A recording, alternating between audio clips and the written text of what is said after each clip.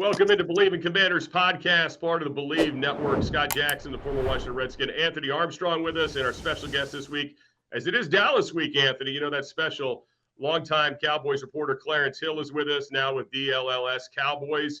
And guys, welcome in. How you doing? Good, man. Good. Glad to have you. I am well. And Anthony can speak to this. And it's interesting. I've been covering the Cowboys since '96. And there's Dallas week in Washington. There's Dallas week in Philadelphia. There's Dallas week in New York. There's no Washington week in Dallas. The furor from the fans is not the same on this side as it is on that side. It's very true. I learned that when I got to Washington, because they were like, "You're from Dallas. Like, we don't much know if we want to accept you."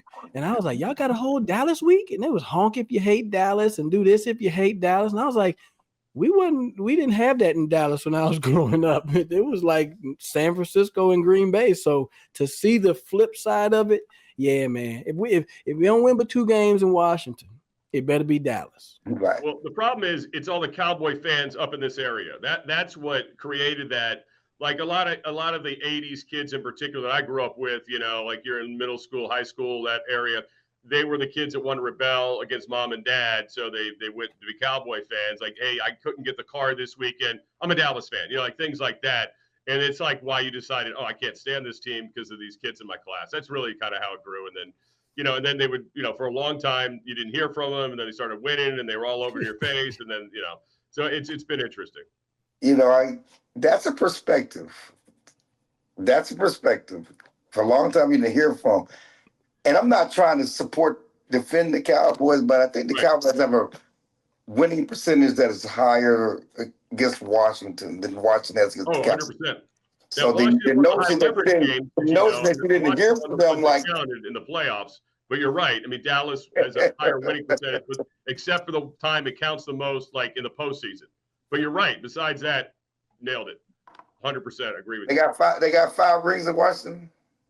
We have 3 rings in Washington. They're all beautiful. Oh, I ain't no 5 greater than 3. Right. I'm just trying to say. I'm just having fun. I'm just having fun. Now, but the good news for Washington is they were able to remove their owner.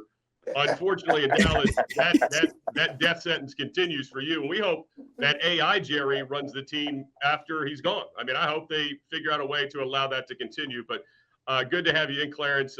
This week, the Commanders are a 1.5-point dog, according to FanDuel, Anthony. And we were just talking before we got started here. Terry McLaurin's out, but we haven't seen him in so long. I don't know what to really make of that. But Dallas is getting people back, right? I mean, Clarence, you're getting back CeeDee Lamb. You're getting back Cavante Turpin. Tell us kind of where the health of this team is. And they got to feel good on offense, but like Washington, they're probably still asking a lot of questions about defense. Oh, there's no question they feel good about their offense. You know, CeeDee Lamb has outplayed the last 3 weeks. They haven't had Turpin the last 3 weeks. Offense is still number 1 in the league. And Dak Prescott is playing the MVP level. George Pickens is showing the number 1 receiver talent that we all knew he had coming to college at Georgia. And if it wasn't for the off-the-field issues, he would have been a first-round pick. You know, we always knew he had that type of talent. He went to Pittsburgh and certainly didn't like the offense, you know, play with bums at quarterback, if you want to say. One reason why he wanted to come to Dallas, was excited about coming to Dallas, was the opportunity to play with a quarterback like Dak Prescott to showcase his skills, because he's a free agent year. You know, he's a free agent after the season, so he really wanted to be able to maximize that. And you're seeing that you're seeing the full George Pickens experience to go with CeeDee Lamb. You know, I was talking earlier today on my podcast that what you saw last night with that bingo with Jamar Chase and T. Higgins, and get the ball to your best guys. Our receivers are better than those guys on the other side of the field. That's kind of the blueprint for the Cowboys. Just throw the ball to CD, throw the ball to Pickens, and let's have some fun, guys. It ain't rocket science out here. But, yeah, they are getting healthy. They are getting those guys back. One setback, huge setback to a certain extent, I guess, for the Cowboys. Former Pro Bowl cornerback, all-pro cornerback Trevon Diggs will be out for the Washington game due to a concussion he suffered at his house, not on the field, not in practice, not in the locker room, at his house Thursday night. Came in this morning, and Cowboys put him in protocol. Dang.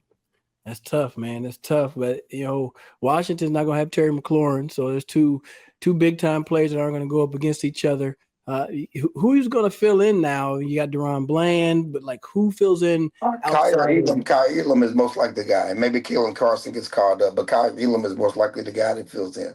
Okay, so now you got basically young receivers. You got Debo, who's got a heel, who's not sure what his performance is going to be, and then you've got backup corners.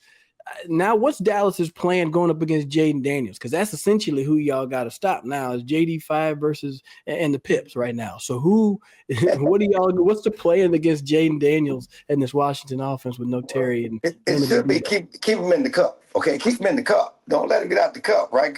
Put a fence around him. The Cowboys actually did a very good job defending Daniels last year. Oh, yeah. And it's because of the speed they had on defense. And, you had Micah Parsons at 2 sacks, okay, in the game in Washington. You had, a guy like DeMarvin Overshawn, I think, had a sack in that game.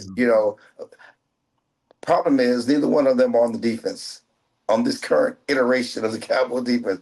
Parsons is in Green Bay. Overshawn is injured, but the Cowboys still have some speed on their defensive ends. Certainly linebacker and core. It's just trying to run him down. They have the team speed to deal with him.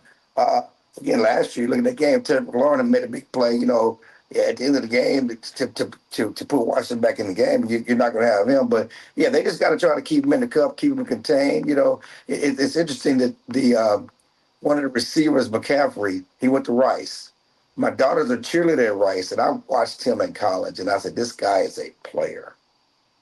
Yeah. I saw him in college at Rice, playing with nobodies, okay? You know what Rice has. They don't have any 5-star recruits. And he was making plays, and he's a smart guy, certainly McCaffery family. That guy, I know he was going to be an NFL player. Yeah, good call by you. And he's really, over these last couple of weeks, coming to his own. He's got some plays that, got him some spots where he's been wide open. It's been quite kind of interesting to see. I was going to ask you about the defense, and you mentioned who's not there, right? No Micah, obviously the trade. That's got to be hard for Matt Eberflus. I know a lot of people want to throw these things on coordinators, but like a week out from the season, right? You're being told by everybody, hey, it's fine. It's fine. He's going to show up when it starts, and then he's not there. I mean, how damaging do you think that has been to this defense? And, what are they going to be able to do? You mentioned Overshawn being out. I thought he was great last year against Washington. And like you said, he could run down Jayden, as could Micah, but you take those two big pieces off the board now. I mean, how do they kind of improve from here without those type of players? Well, first of all, they need to improve, period. They're the worst defense in the league. I mean, it's historic, ineptness, okay, on this defense. They can't stop the run. They can't stop the pass. They can't stop a nosebleed. If you watched them last week against Carolina, I mean, it's like Baskin Robbins. What do you want? Which flavor do you want? This run, pass, do whatever you want. There are holes everywhere. Okay? Right. It was holes everywhere. And you feel for Eberflus, because I know good and damn well when he took this job to run his 4-3 scheme, which is not an exotic scheme. Right. I like to leave my guys where they are and rush the quarterback, play zone in the back. And he thought he was going to have Micah Parsons. He thought he was going to have the best pass rush in the league. He thought he was going to have a guy who gets the quarterback like nobody's business, who's on a Hall of Fame type pace. And he thought that was going to help make his defense go. A week before the season opener, you trade him for a nose tackle. In 2025, you trade your best pass rusher for a nose tackle in 2025, because you need to stop the run in 2025, when most you play nickel defense 70% of the time, because it's a passing league. No, that's cards that Eberflus certainly didn't expect. And so they don't have the pass rush. They don't have difference-making pass rushers. Certainly, they still can't stop the run, but you don't have difference-making pass rushers. You play in a zone scheme, and you have man-to-man corners. I mean, Diggs, who's not playing, Bland, who is playing, they're not playing at the level they had formerly played at, number one, because Micah's not there. What they got paid, they had Pro Bowl seasons when Micah was harassing the quarterback and making him get rid of the ball. Yep. He's not there. But they're also playing a scheme that they're not comfortable with. They're more man-to-man corners. They're not zone corners. And so and then you got safeties. You ask them to do things they haven't done. Donovan Wilson is more a box safety. You got him playing back. He's going back to college. He's never played back. He cannot play the ball over his head. He's never played with the ball over his head. He plays close to the line. He's a blitzer, run stopper, but you got to play him back, and so it's a mess. And so they spent most of this week trying to find solutions, possibly going back to some man-to-man principles, more man, because they've been decidedly zoned for through the first 6 games, over 90%, decidedly zoned. And so they talked all week about doing some things that fit their players' skills more, and one of those players that were trying to fit his skills more was Diggs. And now he's not playing. How crazy is that? I ain't gonna complain from the Washington side. We hope his head is good. I'll send him some Tylenol and everything. Make sure he's healthy for the next game. But I would expect them to go to a more of a man set and bring Wilson up because of trying to find a way to slow down Jayden Daniels. His rushing yards on FanDuel over under 45.5. One of my other coworkers, he thinks that he's going to get that over to really get the most out of this game, especially with the young receivers on the outside. There's going to be Jalen Lane, Luke McCaffery, maybe a Debo here or there, Chris Moore, maybe Robbie Chosen One Anderson. Right, he's going to show up. All these names are going to be popping up, so there could be some more man played on the back end to put more pressure on Jayden Daniels. I want to talk about this running game. You're giving up 147. Washington is running for 151. I really think it's going to come down to a coordinator being patient and consistent with running the rock. But how do you stop the run with Washington, with them coming in with Bill Croskey-Merritt and all that he's able to do? The Cowboys, the run fits have not been great. We've spent so much time talking about the secondary, and they've given like 49 or 50 big plays in the past run game, and people have been getting big plays like nobody's business. But the run fits. I mean, you look at last week, and Rico Dowdle, they were just gigantic holes, and they were not physical. They got mauled up front. The run fit. The linebackers are bad.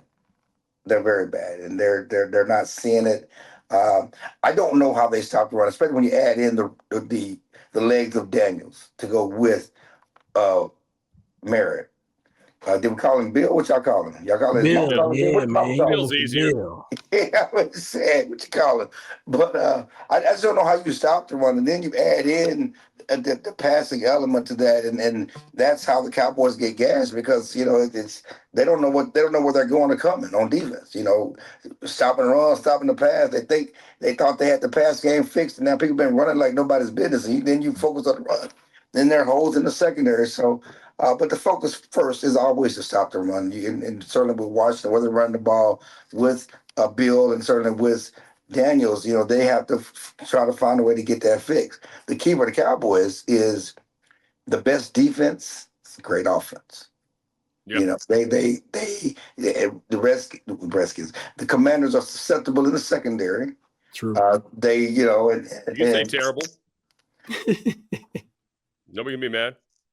They have, and then the thing like last week, I was kind of being facetious, but they lost the game as Carolina on offense because you can't blink. You got to score every time. They didn't score in the fourth quarter, and you scored 27 points. You need at least 30, if not 37, because of what your defense is playing.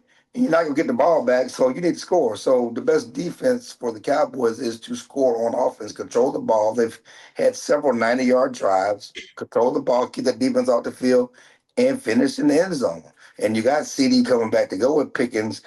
Dak is playing out of his mind at the MVP type level. That's how you slow down the running game. That's how you slow down Washington. That's how you slow down Jalen Daniels with their offense. We're here with Clarence Hill, Believe in Commanders podcast. Sorry, Anthony, from DLLS Cowboys, part of the Believe Network, brought to you by FanDuel. I was just going to say to Clarence's point, Anthony, and this 54.5 is actually the largest over-under that has been set this year in the NFL.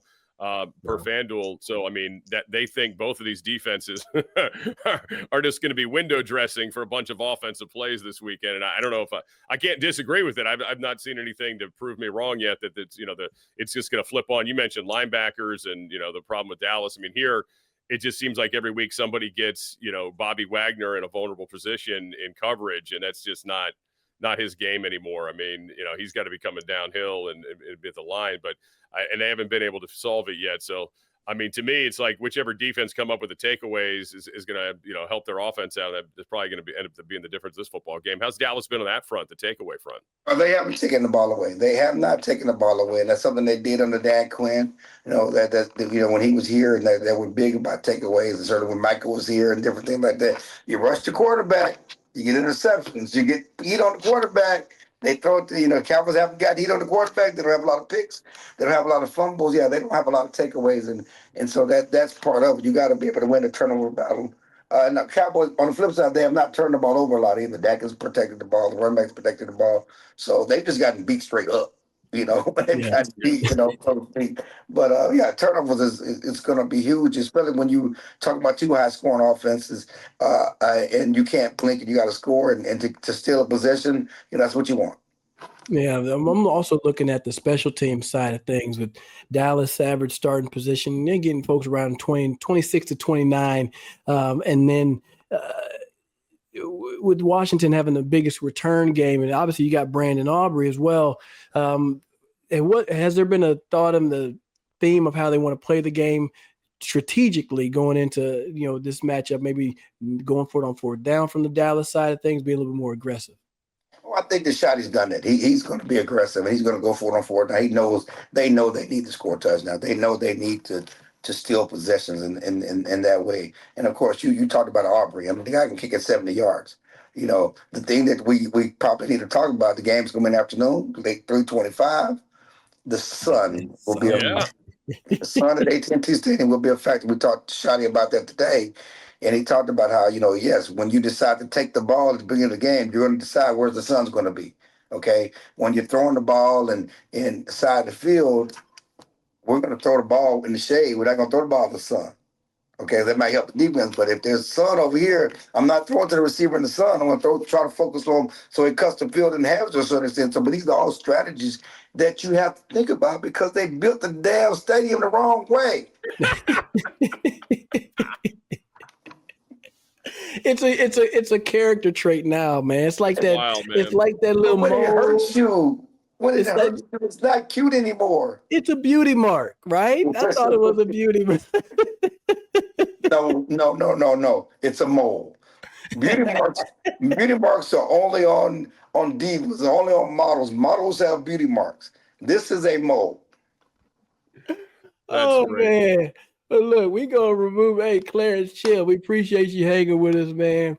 Y'all check him out on the DLLS Cowboys, and then obviously covering Dallas for years, man. One of the best in the business. Appreciate you for hanging out with us. Yeah, you gotta be late for practice, man. I gotta go. Yeah, get out of here. Appreciate having Clarence Hill join us, and we've deleted him from the broadcast, from the chat.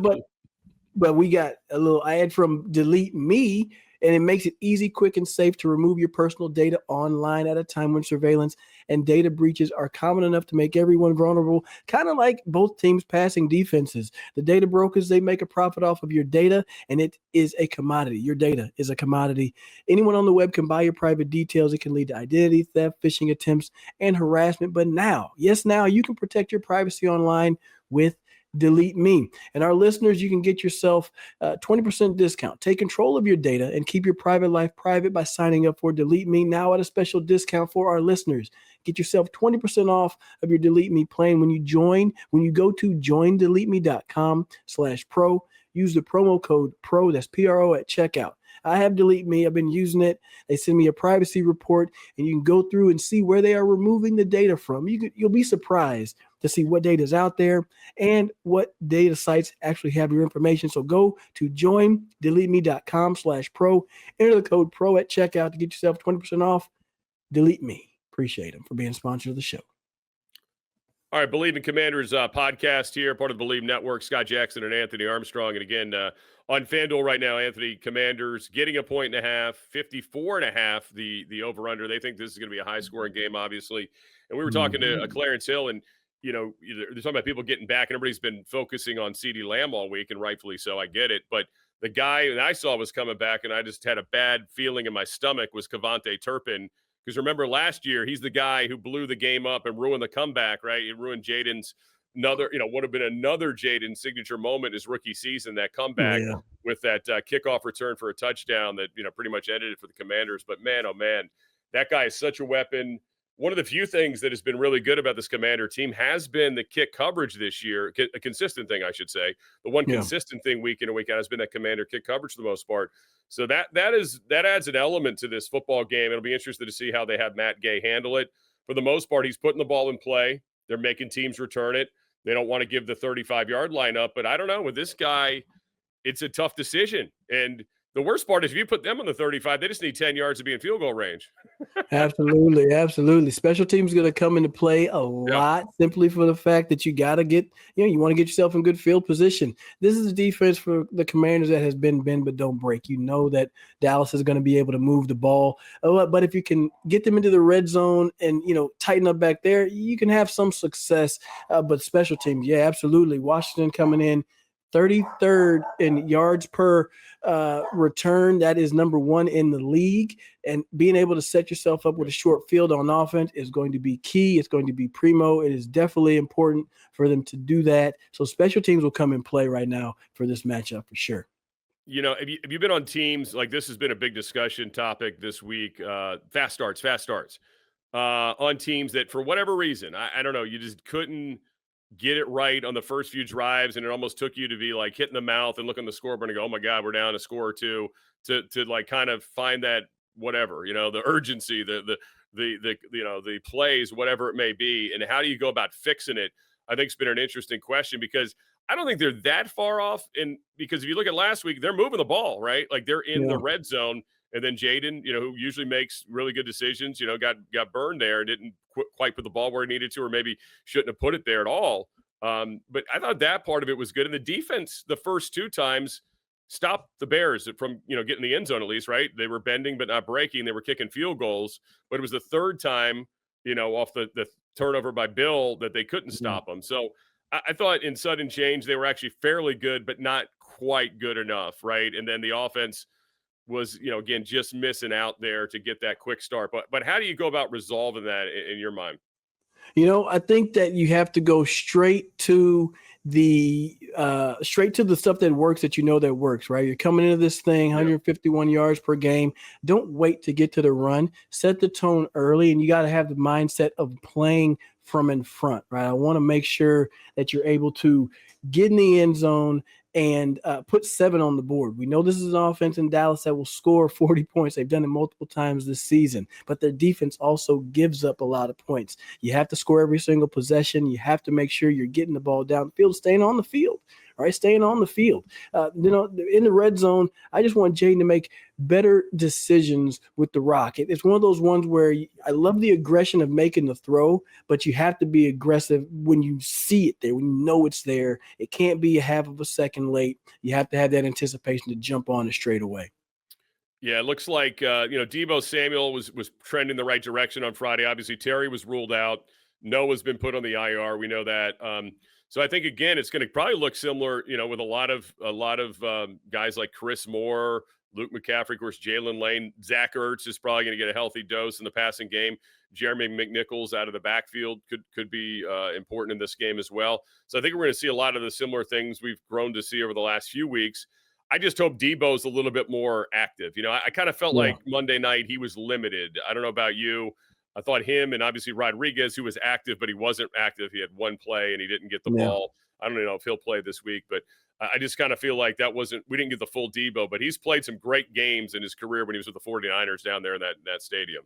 Yeah, for sure. Deebo is somebody that you want to have out there. But, I was kind of considering the fact that if you don't even know who the receivers are for Washington, it's just that much more on Kliff Kingsbury and Jayden Daniels to be on their A game. I'm hearing reports that Chris Rodriguez still isn't practicing. So it makes me wonder, are there plans on maybe moving on from him? Because we're right around that trade part of the season, okay? So maybe he's an asset and a trade piece because, frankly, he's been effective for this team, and I'm surprised that we haven't seen more Chris Rodriguez to try to set the tone in the run. But if you're fully committed to Bill and what he can bring to this offense, I totally understand.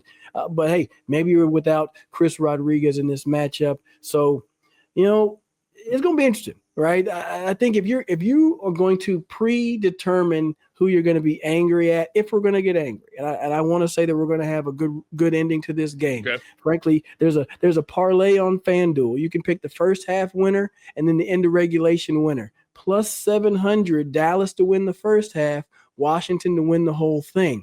You could put $10 down, win yourself $70. That's how I see this game playing out, Scott. Washington's going to come out. They're going to go match for match with Dallas, but you need one turnover. That's all you need. You get one turnover, you steal your possession. Washington can win this thing at the end. They've been close defensively the last couple of weeks. They dropped a couple in the game against the Bears. Obviously, they fumbled too much against Chicago. So we'll see if these turnovers start happening. Sometimes they're contagious, like a team who's like in the desert for turnovers, like they'll get a few and then all of a sudden they'll start coming for you. There is some luck involved, where the ball bounces clearly sometimes. So hopefully that comes for them. But all right, before we wrap it up, let's get to some keys. I mean, I mentioned it with Clarence, and you could say this any week for football, but in particular when you have two teams that have bad defenses right now, like whoever does get that extra possession or two for their offense is the team that probably wins this football game. So you can't be negative in the turnover battle. So I would put that on the front page for Washington, and you nailed the other one for me, which is run the football and get Bill looking like Bill again. We just didn't have those big Bill plays on Monday night, and maybe it was the rain, maybe it was the Bears finally setting the edge. Montez Sweat, if he'd have set the edge like that when he was here, he'd still be here, but he didn't. So he was always hunting the quarterback. But anyway. Absolutely. So I would take those top two. Yes, key number one is really protect the football. Protect the football and take away. So that turnover battle is one. Running the battle is number two. And the third one is find a way to make a play in the special teams game. I think setting yourself up, short field, making it easier on your offense to get down there. I think that's going to be the secret sauce of this matchup as well. Love it. Love it. All right. Commanders, again, getting a 1.5, over under 54.5 on FanDuel. Get your bets in. Part of the Believe Network. We are believing Commanders for Anthony Armstrong, Scott Jackson. We'll talk to you Monday, hopefully talking about a Commanders W because they need it going into a tough stretch. Anthony, we'll talk to you later. Talk to the audience later. Please comment, like, and follow wherever you find your better podcast. We appreciate it. Yes, indeed. See y'all around.